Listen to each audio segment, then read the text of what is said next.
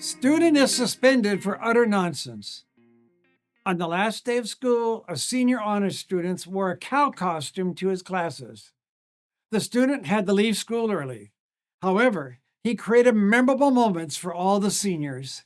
Which brings me to the subject of today's nugget, creating interruptions. And I'll be right back with our coaching segment. A multiplication, that's the name of the game. And each generation, they play the same. Now there was two butterflies casting their eyes both in the same direction. You'd never guess that one little yes could start a butterfly collection. A multiplication, that's the name of the game. Creating interruptions. Years ago, a friend of mine who was a motivational speaker desperately needed to create an interruption. He was scheduled to speak at a college assembly immediately after lunchtime, and he brought with him two former world champion tag team kickboxers. When they walked into the assembly center, they were startled because only a few people were in the auditorium. My friend was not willing to accept the empty seats, and he discovered that there were scores of students still in the cafeteria.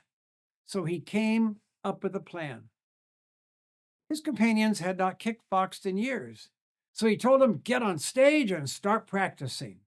And then he raced over to the cafeteria and he jumped onto a chair and he yelled, attention, attention, excuse the interruption, but there's a fight taking place in the auditorium. The students started screaming, yeah! And then, like a Pied Piper, he led scores of them as they rushed to the auditorium.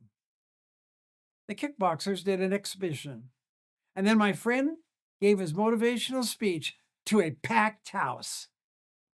See, creating an interruption in order to get an audience attention is a skill that great orators have in their speaking arsenal.